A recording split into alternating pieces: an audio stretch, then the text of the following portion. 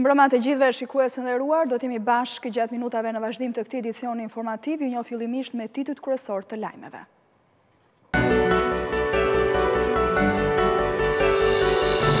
Shtetet e Bashkuara të Amerikës dhe Bashkimi Evropian bëjnë apel për shmangje të dhunës në protestën e nesërme. Ndërkombëtarët kërkojnë nga opozita të lejojë deputetët e rinj të bëjnë punën e tyre në kuvend. Reagon bashkë ambasada të mos bëhen palë me asnjë parti. Rama shpreh i pashqetësuar për protestën e nesërme nga Berati, ku po zhvillon takime këtë fundjavë. Kryeministri deklaroi se betejë e qeverisë është për zgjidhjen e problemeve të qytetarëve. Grupi kriminal që jepte fajde me interesat të lartë në Shkodër e kishte shtrirë aktivitetin në institucione të këtij qytetje deri në Tiranë. Ekspertë ekonomistë thonë se fenomeni i fajdeve është i pranishëm në shoqërinë tonë, por mjaft i kamufluar. Protesta e nesërme e opozitës gjen të angazhuar rreth 1200 efektiv të policisë dhe të gardës së Republikës. Forcat e ndërhyrjes së shpejtë dhe ato Renea do të jenë të dislokuara në pjesën e pasme të kryeministrisë. Në vijën e parë do të qëndrojnë forcat e rendit dhe njësia Shqiponja. Policia dhe Garda Republikës kanë kaluar në gatishmëri për protestën e njoftuar të opozitës që do të mbahet më datë 16 mars. Si elemente shtesë janë kamerat e sigurisë me rezolucion të lartë, si dhe është përforcuar dera kryesore e kryeministrisë. Punëtorët po japin dorën e fundit fasadës dhe derës së kryeministrisë. Edhe shërbimi zjarfikës dhe drejtuesit e tyre janë gjithashtu në gatishmëri për protestën e së shtunës, kur pritën të angazhohen rreth 1200 efektiv. Forcat e ndërhyrjes së shpejtë dhe ato të Reneas do të jenë të dislokuara në pjesën e pasme të kryeministrisë. Në vijën e parë do të qëndrojnë forcat e rendit dhe të njësisë Shqiponja. Ndërmjet kryeministrisë dhe piramidës janë vendosur kordone që do të pengojnë lëvizjen e lirë të qytetarëve, si dhe të manifestuesve. Këto kamera me rezolucion të lartë janë shtuar në krahasim me protestën organizuar më herët, po nga opozita më 16 shkurt. Qëllimi është për të dokumentuar provat materiale nga oficerë të policisë gjyqësore nëse manifestuesi do të shkelin ligjin, duke gjuajtur mesende të forta në drejtim të kryeministrisë. Nëpërmjet pamjeve të qarta mund të identifikohen edhe persona me rekorde kriminale, të cilët mund t'i bashkohen protestës së 16 marsit. Për të ruajtur paprekshmërinë e kamerave të sigurisë, policia është kujdesur që shtyllat ku ato janë të instaluara të lyhen me graso. Kjo gjë u bë që manifestuesit ta kenë të vështirë për t'i dëmtuar kamerat, ashtu siç ndodhi me qendrat e zërit të policisë së shtetit një muaj më parë. Garda Republikës do të përdor gazin lotësielës nëse do të dëmtohet godina e kryeministrisë apo do të ketë veprime që cënojnë sigurinë territoriale të saj. E një ditë para protestës, Shtetet e Bashkuara të Amerikës dhe Bashkimi Evropian bëjnë thirrje të shmanget çdo formë dhunës e cila do të konsiderohet e palishme. Në apel i kërkohet opozitës të lejojë deputetët e rinj që po hyjnë në parlament të bëjnë punën e tyre për të ardhmen e vendit. Protestoni paqësisht, e këshillon opozitën ambasada e Shteteve të Bashkuara të Amerikës, duke i kujtuar njëkohësisht se ata që ulen në karriget e deputetëve kanë dalë nga zgjedhjet të legjitimuara e të njohura ndërkombëtarisht, e që kanë të drejtë të punojnë të qetë. Ne vlerësojmë punën e mirë që është bërë në zbatim të reformës në drejtësi në Shqipëri, si dhe përparimin në luftën kundër korrupsionit dhe krimit të organizuar. Ka ende punë për të bërë, ndërkohë që ata që ishin antar të parlamentit të cilët vendosën të braktisnin mandatet, po që ndorën nga detyrimet e tyre ndaj qytetarëve shqiptar, duhet të lejojnë ata që duan të punojnë për të ardhmen e vendit të bëjnë punën e tyre.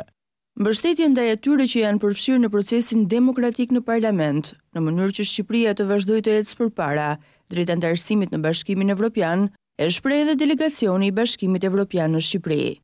Ashtu siç kemi deklaruar dhe më parë, konsiderojmë se vendimi për heqjen dorë nga mandatet parlamentare pengon seriozisht funksionimin e demokracisë në Shqipëri dhe ndikon në integrimin e vendit në BE, një perspektivë që duan plotësisht 93% e qytetarëve shqiptar. Ne vazhdojmë të mbështesim ata që janë të angazhuar në procesin demokratik në parlament, gjithashtu në mbrojtjen e interesave të popullsisë shqiptare që dëshiron të vazhdojë të ecë drejt BE-s. Delegacioni i Bashkimit Evropian në Shqipëri nënvizon se tani është shumë urgjente që të kapërcejë situata politike aktuale, duke krijuar një platformë kombëtare për dialog ndërmjet të gjitha palëve të interesuara, edhe duke pasur parasysh zgjedhjet e ardhshme lokale të qershorit. Shqipëria ka nevojë për një dialog ndërpartiak për reformat më urgjente, duke përfshirë reformimin e kuadrit ligjor zgjedhor në përputhje me rekomandimet e OSBE ODIHR-it. Ambasada e Shteteve të Bashkuara të Amerikës dhe delegacioni i Bashkimit Evropian në Shqipëri i bëjnë thirrje të gjithë liderëve të partive që të tregojnë përgjegjësi për të shmangur çdo përshkallëzim gjatë protestave. I pyetur për këtë apel të misioneve diplomatike të Shteteve të Bashkuara të Amerikës dhe të Bashkimit Evropian, kryedemokrati Lulzim Basha u përgjigj me një sugjerim për të mos u bërë palë asnjë parti politike. Basha i bëri deklaratat pas një takimi me ministrin e jashtëm të Çekisë. Asnjëherë nuk komentoj deklaratat e ambasadorëve. Por me që më pyesni, një sugjerim e kam. Nuk ju kërkoj të jenë palë në asnjë person në Shqipëri, në asnjë parti politike, por i kërkoj të jenë palë me vlerat për cilat ata qëndrojnë, vendet e tyre qëndrojnë, vlerat e demokracisë, të zgjedhjeve të lira të ndershme, të luftës kundër korrupsionit, të luftës kundër krimit organizuar dhe drogës, të luftës kundër shitblerjes votës. Probleme të cilat i shprehu qartë edhe raporti i Departamentit Amerikan të Shtetit para disa ditësh. Protesta e nesërme do të jetë një tjetër rast për shqiptarët për të bashkuar dhe për të ngritur zërin. Shqiptarët tashmë e kanë kuptuar që e vetmja mënyrë për të garantuar ndarjen e të keqes është protesta. Këtë e tregoi protesta e teatrit, këtë e tregon protesta e banorëve të Unazës, këtë e tregoi protesta studentëve, këtë e tregoi protesta 16 shkurtit dhe protestat e tjera që pasuan. Këtë do të tregoj edhe protesta e të nesërmes, për cilën kam bindjen dhe informacionin se do të hynë në histori si një nga protestat më të mëdha, një nga bashkimet më të mëdha të qytetarëve për ndalur të keqen dhe për të hapur derën e mbyllur të Europës. Më herët në një takim me të rinë në Durrës, Basha tha se deputetët e rinj që po marrin mandatin pas vendimit politik të opozitës për dorëzimin e tyre nuk rreshtohen në krah të interesit të qytetarëve, por të interesit të krimit organizuar. Takimin e fundit përpara protestës kombëtare të 16 marsit të thirrur nga opozita e bashkuar, kryedemokrati Lulzim Basha e zhvilloi me ata, të cilët sipas tij i paraprin këtij bashkimi, studentët, në qytetin tashmë simbol të akuzave të opozitës për manipulim të votave, qytetin e Durrësit. Nuk është thjesht shitblerje votash. Edi Rama është kapur në flagrancë, duke vjedhur votat me krimin organizuar, duke mbushur kutit me krimin organizuar dhe duke kërcënuar dhe shantazhuar qytetarët me krimin organizuar. Vajngjysh Dako e ka vendin në burg, jo se them unë, po sepse ajo dosje që i ka kushtuar Karriken dhe Fatmir Xhafa se kush e di se sa të tjerëve, është prova ligjore se si ky njeri, bashkëpunëtori më i afërt i Edi Ramës, ky njeri është zbuluar para syve të shqiptarëve dhe gjithë botës, nga përgjimet zyrtare të prokurorisë shqiptare, si njeriu që i vuri kazmën votës durrësakëve. Dhe aty është themeli i keqes, miqtë e mi. Për Lulzim Bashën, prova që vërteton se çdo gur në këtë vend lëviz përmes dorës së kreut të qeverisë, sot janë edhe një pjesë e listës së kandidatëve të tij për deputet. Shikoni si e trajton parlamentin, si banjo publike. Shikoni si i trajton deputetët, si bakti që shiten në blien, si në pazar pilotit. A ka shenjë më të qartë. A ka shenjë më të qartë të degradimit të pushtetit se sa shitblerja e tash të quajturve deputetë opozitës re si të ishin bakti. Një mesazh e dërgoi dhe deputetëve që fituan në siglën e tij, por që ndruan në arsyetimin e interesit më të mirë të shqiptarëve. Dhe kushdo të gjenë sebebe arsye, po të rreshtuar në krah të këtij gjysmagjeli parlament, në fakt renditet kundër interesit qytetarëve, kundër interesave të Shqipërisë, kundër interesave të rinisë, renditet në krah të krimit të organizuar dhe në krah hajdutërisë. Që kjo të marrë fund, Basha kërkoi ndihmën e studentëve. Në emër të Partisë Demokratike, në emër të opozitës, unë kërkoj sot ndihmën tuaj, të rinisë shqiptare, studentëve shqiptarë, që përmes një dialogu dhe konsulte kombëtare të bëjmë një pakt kombëtar, jo vetëm për largimin e Edi Ramës, por për shembjen me themel të këtij regjimi dhe bazave të këtij regjimi, në mënyrë që zëri juaj pikrisht, në mënyrë që ashtu si gjithë Europën, zëri juaj të dëgjohet pa qenë nevoja, ngrihenin protest për gjithçka. Askush nuk e ka thënë më bukur se ju. Nuk jemi të varfër, por jemi të vjedhur. Pengesa e vetme është një qeveri e ardhur me krimin dhe që punon për krimin. Kjo është thirrja për 16 marsin, kjo është thirrja për betejën që vazhdon e do të vazhdoj deri në fitoren e kauzës tonë, deri fitoren e kauzës së demokracisë, të lirisë dhe Shqipërisë si gjithë Europa. Takime me strukturat e Tiranës në prag të protestës së nesërme ka zhvilluar edhe kreu i Partisë Republikane, Fatmir Mediu. Sipas tij, shqiptarët nuk mund të pranojnë më të rinë me kokën ulur përballë një kryeministri që u ka vjedhur votën dhe çdo ditë po i varfëron. Edi Rama, që në fillimet e tij erdhi me një qëllim të qartë. Në mënyrë krejt diabolike shkatërroi sistemin gjyqësor në Shqipëri.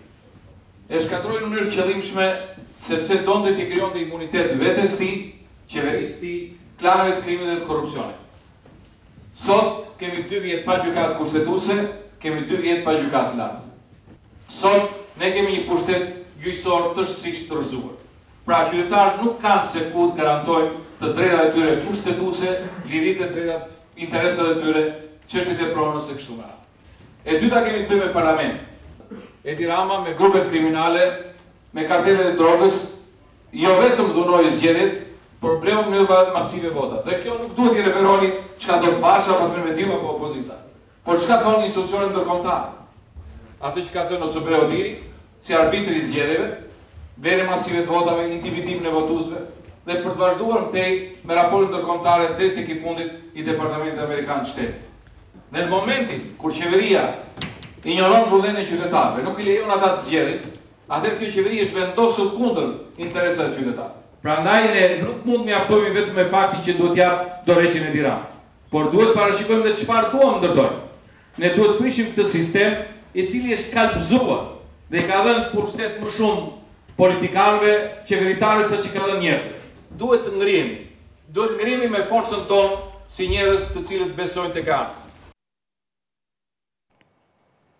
Megjithatë, kryeministri Edi Rama është shprehur i pashqetësuar për këtë protest. Në takimin në kuadër për bashkinë që duam në Berat, kryetari i qeverisë ka deklaruar se betejën e kanë me zgjidhjen e problemeve të qytetarëve, pasi përballë kundërshtarëve politik ka fituar gjithmonë. Nuk priste kryeministri Edi Rama që opozita të bënte atë që e quan budallëk të radhës. Që kanë vendosur të braktisin e tyre dhe të dalin në rrugë duke nxitur dhunë dhe duke bërë thirrje për ndryshim të qeverisë me dhunë. Këto janë gjëra që Shqipëria i ka parë dhe i ka jetuar shumë vite më parë, gjëra që dukeshin sikur nuk do ktheheshin më kurrë dhe sikur më në fund ishte krijuar maturia e nevojshme për të mos bërë budallëqe të këtyre dimensioneve. Banorëve të Beratit që i kishte mbledhur për të folur për bashkinë, u tha edhe që të prekurit nga sjellja e opozitës janë vetë opozitarët pa mandat. Dhe kjo punë nuk ka asnjë shans të mbarojë me prekjen e një fije floku të shumicës qeverisë. Kjo duhet jetë shumë e qartë, s'ka se si. Nuk ndjen as pak keqardhje se pret humbja e radhës opozitën sipas tij, por shpreh shqetësimin se ekonomia po dëmtohet. I keni parë ata se dalin në përkoveza shtypi këta që kanë lënë mandatet, i keni parë si janë? Me hit komplet. Me hit. Vërë një re me kujdes kur shikoni televizor, kur dalin ata duket sikur prishen ngjyrat e televizorit se janë pa ngjyra. Zbardhur komplet. Edhe vazhdojnë thonë do luftojmë, se me kë luftojnë. E se për çfarë luftojnë, e di Monika dhe Luli. Kryeministri Edi Rama i qetëson edhe ndjekësit e tij në rrjetet sociale, se nuk ka ndërmend të lëviz nga karrigja. Detyra jonë është të i qëndrojmë besnik kontratës që kemi me shumicën e shqiptarëve që na dhanë mandatin për të qeverisur punët e vendit deri në vitin 2021. U thot edhe grave që i kanë burra demokrat.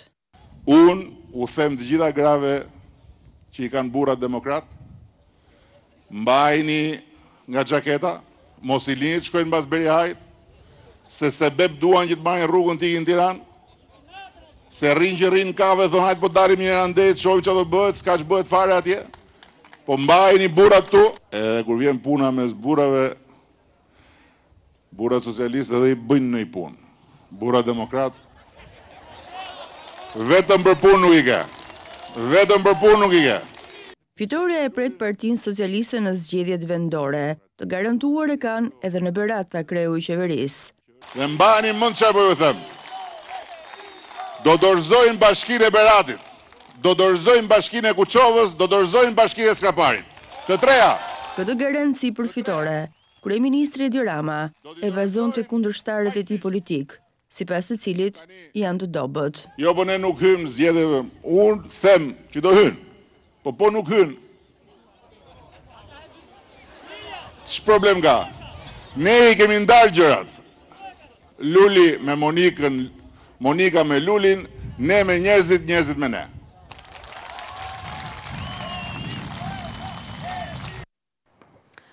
Në një intervistë për Deutsche Welle, Christian Schmid, raportuesi për Shqipërinë në Komisionin e Jashtëm në Qeverinë Gjermane, u shpreh ndër të tjera se dhe qeveria shqiptare ka përgjegjësinë e saj për situatën politike aktuale në vendin tonë. Raportuesi për Shqipërinë në Komisionin e Jashtëm, Christian Schmid, mendon se qeveria mban përgjegjësi për situatën aktuale në Shqipëri. Kjo nuk është normale. Parlamenti jeton nga debati, i takon qeverisë që të garantoj bashkëpunimin parlamentar, tha ndër të tjera ish-ministri gjerman për Deutsche Welle. Schmid është raportues për Shqipërinë në Komisionin e Jashtëm në Bundestag, njëri nga komisionet që vendos për hapjen e negociatave në Bashkimin Evropian.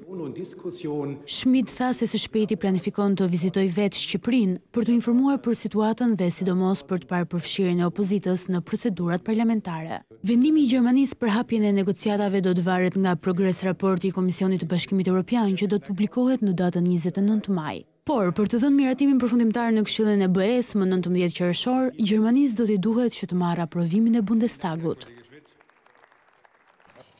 Këshilltari ekonomik i CDU-s gjermane Martin Henze ka quajtur një veprim demokratik djegjen e mandateve nga opozita, ndërsa kritikat e ndërkombëtarëve për këtë vendim i konsideron rezultat informacionesh të paplota. Një ditë përpara protestës së 16 marsit, të pestës në radhë të thirrur nga opozita e bashkuar, kryekëshilltari për ekonominë i grupit të Kristian-Demokratëve gjerman të Angela Merkel, Martin Henze, situatën shqetësuese në Shqipëri e sheh të induktuar jo nga mungesa e stabilitetit politik, por atij institucional të drejtësisë. Investitorët që të vinë ka nevojë për garanci ligjore dhe në Shqipëri, për momentin nuk funksionon gjykata kushtetuese dhe ajo e lartë. Ndaj këto garanci nuk jepen, edhe korrupsioni është në nivele të larta, dhe kjo bën që investitorët të mos e shohin Shqipërinë si atraktive. Për Henze, kritikat e ardhura nga përtej kufive përfshi edhe shtetin e tij Gjermani, lidhur me djegjen në blok të mandateve të opozitës, janë rezultati i seleksionimit të qëllimshëm. Në Europë ka mendime kontradiktore për këtë. Jo çdo gjë që transmetohet në Shqipëri mbi kritikat e Europës për djegjen e mandateve është e vërtetë, sepse këtu vijnë informacione të selektuara dhe filtruara. Ka mendime të ndryshme për këtë pikë. Vendimi është demokratik sipas tij dhe me katalizator të fuqishëm. Partisë Demokratike i është mohuar e drejta parlamentare sepse mungon gjykata kushtetuese, që do të thotë se PD-ja dhe opozita s'ka të drejtë të apelojë vendimet e parlamentit. Ndaj largimi i PD-s nga parlamenti edhe mund të kuptohet. Sa i përket opozitës së re parlamentare dhe njohjes së saj si legjitime në përfaqësimin e asaj pjese të popullsisë që votën ja dha partive opozitare, Henze del kundër kreut të OSBE-s, Bernd Borchardt. Duke qenë se deputetët vinë nga lista e partisë, pra është votuar partia, jo kandidati, kjo lejon mundësi për interpretim. Këtë mund ta bëjë vetëm gjykata kushtetuese që nuk ekziston. Kjo bën që të mbetet situata e paqartë. Ndaj mendoj që OSBE nuk mund të thotë nëse është legjitime apo jo, sa kohë kushtetuesja nuk shprehet dot. Për këshilltarin ekonomik të CDU-s gjermane Henze, partitë politike duhet të bëjnë hapa drejt përballjes me njëra tjetrën për të gjetur zgjidhjen e kësaj krize politike, që sipas tij vjen përmes zgjedhjeve të reja. Dy deputet francezë, të cilët po zhvillon një vizit zyrtare në vendin tonë, duke komentuar situatën politike, thanë si shqiptarët do të gjenë një zgjidhje që institucionet të funksionojnë normalisht. Nuk duan të ndërhyjnë në punët e brendshme të Shqipërisë, megjithatë, besojnë se zgjidhja e situatës politike në vend do të vijë nga vetë shqiptarët. Është ky mendimi i deputetëve francezë pas takimeve që kanë zhvilluar me mazhorancën dhe opozitën.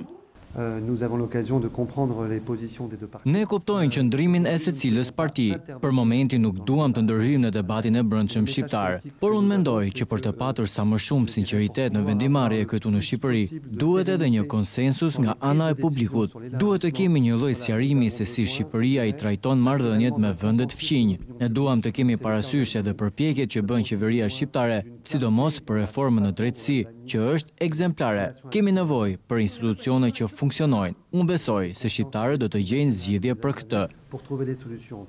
Pavarësisht këtyre deklaratave, kreu i grupit parlamentar socialist Auland Balla nuk i gjen me vend që të flasë për politik në këtë ditë.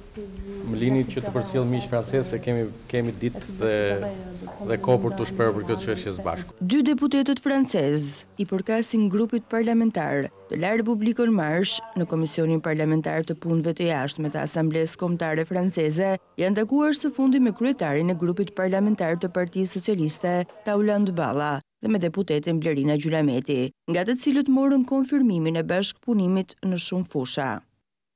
Unë jam shumë i sigurt që në qershor Shqipëria do t'i hapi negociatat me Bashkimin Evropian. Sigur se jam shumë i sigurt në vijimin e një bashkëpunimi të frytshëm me Parlamentin francez dhe se Shqipëria është një destinacion shumë i rëndësishëm për kompanitë franceze, jo vetëm në sektorin e industrisë, por ne kemi shumë për të mësuar nga sipërmarrjet franceze për sa i përket turizmit. E duke mbetur tek bashkëpunimi, deputetët francezë shohin si mundësi që gjua frënge të bëhet gjua e parë huaj në Shqipëri. Nous étions hier à l'Alliance française. Ne vizituam Aliancën franceze.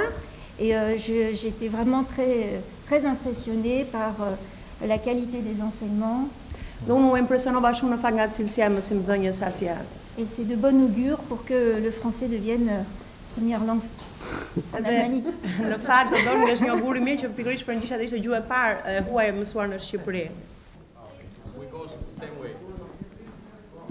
Çekia mbështet çeljen e negociatave me Shqipërinë dhe Maqedoninë e Veriut. Këtë qëndrim e përcolli në Tiranë ministri i punëve të jashtme të Çekisë Tomas Petriček. Ai ka ndërmarrë disa takime me homologët e shteteve europiane për t'i bindur për marrjen e një vendimi pozitiv në qershor për Shqipërinë dhe Maqedoninë e Veriut.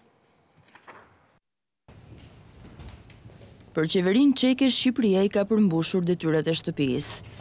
Tashmë i takon Bashkimit Evropian të mbajë premtimet ndaj vendit tonë. Ky qëndrim i qartë dhe i prerë u shpreh nga ministri i punëve të jashtme të Çekisë pas takimit me ministrin në detyrë për Evropën dhe punët e jashtme, Gen Cakaj. Besoj se zgjerimi ka dy anë ku duhen përmbushur premtimet dhe duhen përmbushur dhe premtimet tona, premtimi që ne kemi bërë. Në aspektin praktik kam përmendur faktin se Shqipëria ka ndërmarrë një sër reformash në vitet e fundit, sidomos në gjyqësor, dhe se detyrat që i kemi caktuar Shqipërisë për të bërë në pjesën më të madhe janë përfunduar, janë realizuar.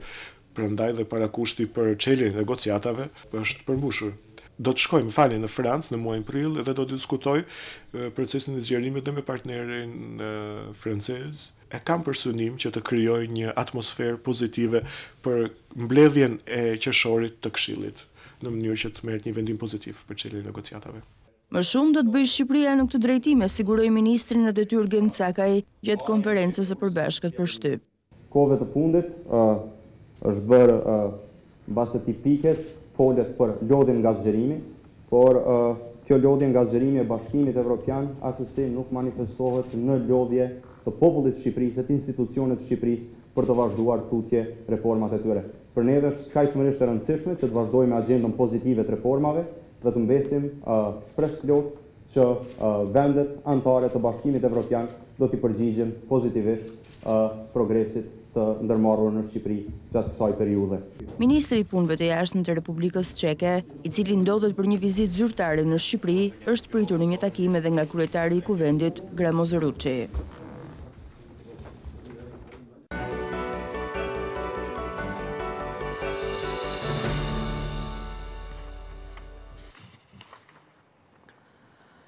Një 17 vjeçare ka humbur jetën në një aksident në Borsh, pranë vendit të quajtur mbi shkallë. Një mjet tip Audi që drejtohej nga një 19 vjeçar ka humbur kontrollin duke përfunduar në një kanal. Viktim ka mbetur pasagjerja 17 vjeçare. Drejtuesi i mjetit është shoqëruar në komisariatin e policisë së Sarandës për veprimet e mëtejshme procedurale, ndërsa grupi hetimor po punon për zbardhjen e plotë të shkakut të këtij aksidenti.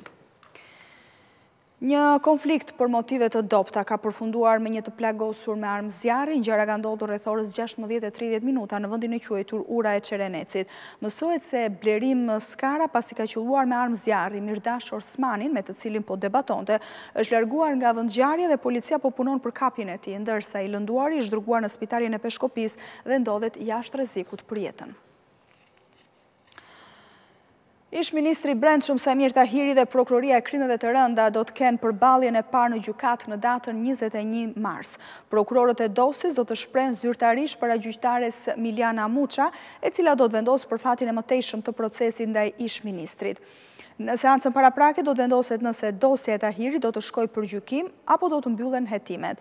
Prokuroria për Krimet e Rënda ka vendosur që ta marrë të pandehur Tahirin për akuzën trafikim të lëndëve narkotike në kuadër të grupit të strukturuar kriminal dhe korrupsionit pasiv të funksionarëve të lartë shtetëror.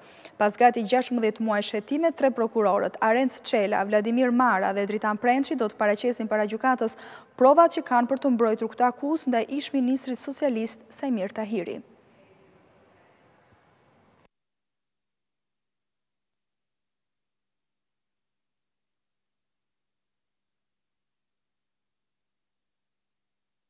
Aktiviteti kriminal i grupit të fajdeve që u godit dje në Shkodër ishte i shtrirë edhe përtej qytetit verior deri në kryeqytet. Nga burimet e ABC News mësohet se ka dyshime që në këtë skem janë përfshirë mbi 22 persona. Në grupin që jepte hua në Shkodër me interesa deri në 20%, mendohet se janë përfshirë shumë persona. Nga burimet të ABC News, mësohet se aktiviteti kriminal është shtrirë në disa institucione të Shkodrës, të Tiranës, si dhe në bizneset të ndryshme. Të arrestuarit në aksion dhe personat e shpallur në kërkim, dyshohet se para se të jepnin hua, merrnin informacion për pasurit dhe asetet që zotëronin shtetasit që kërkonin para borxh. Më pas, ofroheshin për të dhënë para me interesa të larta në mënyrë që huamarrësit ta kishin të vështirë për t'i shlyer për një javë. Kështu biznesmen të ndryshëm apo zyrtar binin pre fajdegjinjve duke humbur pronën, shtëpit dhe gjithçka kishin. Këta të fundit ishin të parët që denoncuan grupin kriminal dhe prokuroria e Shkodrës nisi menjëherë hetimet. Pas disa muajsh punë u arrestuan 12 persona, mes tyre avokat dhe polic, dhe u shpallën në kërkim disa të tjerë. Dhënia hua e këtyre shumave ishte për interesa që variojnë nga 3% deri në 20% në javë nga ana e personave të implikuar. Policia ka sekuestruar të gjitha pasurit dhe automjetet e regjistruara në emër të pjesëtarëve të grupit kriminal. Fenomeni fajdeve njihet gjerësisht në gjithë botën, por vitet e fundit duket se po rifiton terren edhe në vendin tonë. Ekspertët deklarojnë se ky fenomen po përhapet për shkak të parave të pista që janë në qarkullim, ndaj përgjithsisht ai është një fenomen i kamufluar.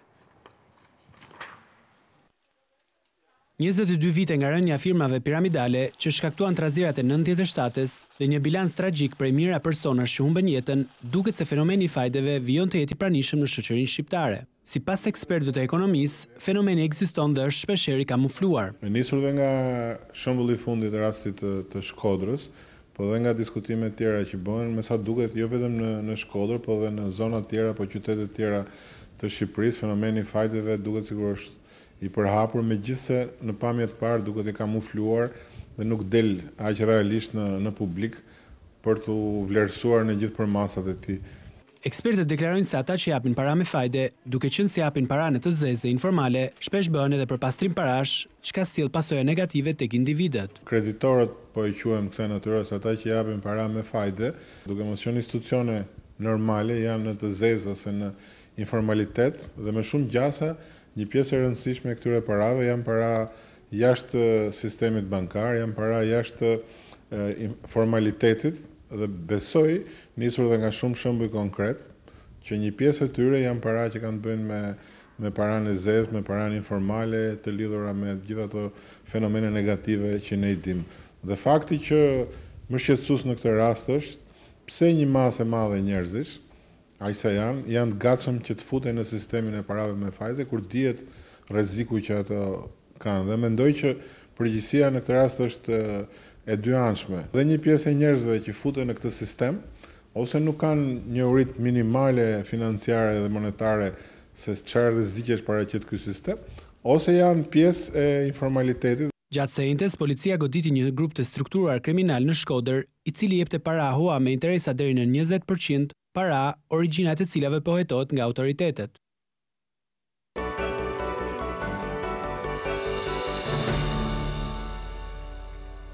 U rikthemi zhvillimeve nga vendi pas një stabiliteti në tregun e hidrokarbureve në vend, nafta dhe benzina prej 2 ditësh kanë pësuar sërish një rritje çmimi me 5 deri në 6 lekë për litër në tregun me pakicë. Prej 2 ditësh, çmimi i naftës dhe i benzinës me pakicë është rritur me 5 deri në 6 lekë për litër. Nga 172 lekë për litër që shitej mesatarisht nafta, tani atë e gjen me 177 lekë, ndërkohë çmimi i benzinës ka shkuar në 178 lekë për 1 litër. Gjithsesi, çmimet vendase kanë qenë shumë të larta, jo vetëm krahasuar me vendet fqinje, por dhe me vende me nivel shumë herë më të lartë jetese se Shqipëria. Shumica e vendeve të rajonit e kanë më të lirë karburantin. Në Maltëzi është 1.25 euro për litër, në Maqedoninë e Veriut 0.99 euro, në Bosnjë 1.18, në Bullgari 1.17 euro, ndërsa në Rumani 1.19 euro për litër. Ky është një pasqyrim i rritjes graduale të çmimit të hidrokarbureve në të gjitha tregjet botërore që nga fillimi i vitit. Tani më nafta bruto amerikane shitet rreth $60 për fuqi, ndërkohë që në janar të këtij viti kishte arritur të zbriste edhe më poshtë se niveli $45. Nga e hëna deri të mërkurën, grumbulluesit dhe agropërpunuesit nuk do të blejnë qumësht nga blegtorët vendas. Kjo masë vjen si reagim ndaj uljes së masës së rimbursimit të TVSH-s për produktet bujqësore. Qumshtin që pak ditë më parë blegtorët në Lushnjë e erdhën në rrugë për të kundërshtuar uljen e çmimit, do ta kenë të vështirë ta tregtojnë. Agropërpunuesit do të ndërpresin grumbullimin e tij. Protesta e tyre vjen kundër ngërçeve të krijuar për TVSH-n e produkteve primare dhe do të zgjasë 3 ditë, nga 18 deri më 20 mars. Shoqata e industrialistëve ushqimor thotë se uljen e masës së kompensimit të tatimit mbi vlerën e shtuar për fermerët nga 20 në 6%, që nga janari këtij viti e kanë mbajtur për punuesit, por tashmë nuk kanë mundësi ta paguajnë më shtrenjtë këtë produkt. Ndryshimet ligjore të miratuara nga qeveria sipas industrialistëve do të shkaktojnë dëmtim të prodhimit vendas dhe do të favorizojnë importet, do të rrisin informalitetin dhe të cënojnë sigurinë ushqimore. Shqetësimin e tyre ja kanë bërë të ditur dhe Ministrisë së Financave dhe Ekonomisë, por nuk kanë marrë zgjidhje. Në mungesë të një reagimi, grumbulluesit dhe agropërpunuesit thonë se do të nisin protestat, por kujdesen të qartësojnë se kauza e tyre është ekonomike dhe nuk ka lidhje me politikën.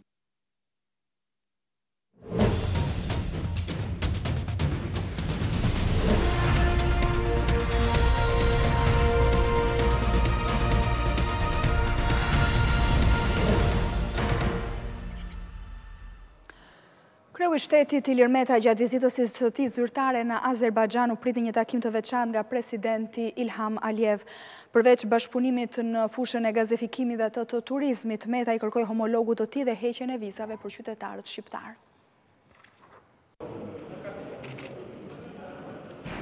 Falenderimet për bashkëpunimin ishin kryefjalë e takimit të presidentit Ilir Meta me homologun e Azerbajxhanit Ilham Aliyev. Në tryezën e bisedimeve në Baku, kreu i shtetit shqiptar i paraqiti edhe disa kërkesa. Zbatimi i suksesshëm i projektit TAP hap mundësi të reja bashkëpunimi duke përfshirë edhe procesin e ardhshëm të gazifikimit të Shqipërisë, bën me dije zyra e shtypit e presidencës. Presidentët Meta dhe Aliyev vlerësuan me shumë interes bashkëpunimin në fushën e turizmit, mundësitë për rritjen e shkëmbimeve tregtare midis dy vendeve dhe nxitjen e takimeve mes dhomave përkatëse të tregtisë. Presidenti i Republikës kërkoi gjithashtu që të shihej mundësia e heqjes së vizave nga Azerbajxhani për qytetarët shqiptar, duke nënvizuar se kjo do të lehtësonte lëvizjet dhe kontaktet e drejtpërdrejta mes qytetarëve të dy vendeve.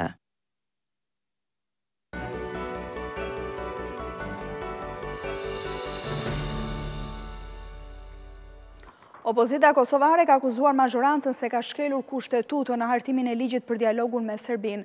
LDK dhe vetëvendosje kanë çuar ligjin në gjykatën kushtetuese për interpretim, ndërsa kanë prelajmëruar edhe protesta nëse kërkesa e tyre nuk merret parasysh. Së paku në 9 nëne është shkelur kushtetuta e Kosovës në ligjin për dialogun me Serbinë, vlerësojnë partitë opozitare, LDK-ja dhe vetëvendosje. Deputetët e këtyre dy partive politike kundërshtojnë në tërësi kushtetueshmërinë e këtij ligji. Andaj ata kanë dërguar në kushtetuese për interpretim këtë ligj. Nëse kërkesa e tyre nuk merret parasysh, atëherë nuk përjashtojnë protestat. Por nëse ky koalicion qeverisës, dhe sidomos sjellja e këtij presidenti, në raport të cënimit të sovranitetit të shtetit të Kosovës dhe integritetit territorial, ne më pas normalisht do të trajtojmë me seriozitet më të madh, edhe të drejtën shumë demokratike që dalim rrugë dhe të protestojnë. Po tentojnë që të ndihmojnë Hashim Thaqin në projektin e tij të rrezikshëm për shkëmbimin territorial, pra për ndarjen e Kosovës. Këto dy parti vazhdimisht kanë kundërshtuar rolin e presidentit Hashim Thaqi në dialogun Kosovë-Serbi. Së fundmi po kundërshtojnë edhe ligjin për dialogun dhe platformën e cila sipas tyre i lë hapësirë negocimit të territorit të Kosovës. Vlerta Dalloshi Berisha, ABC News, Prishtinë.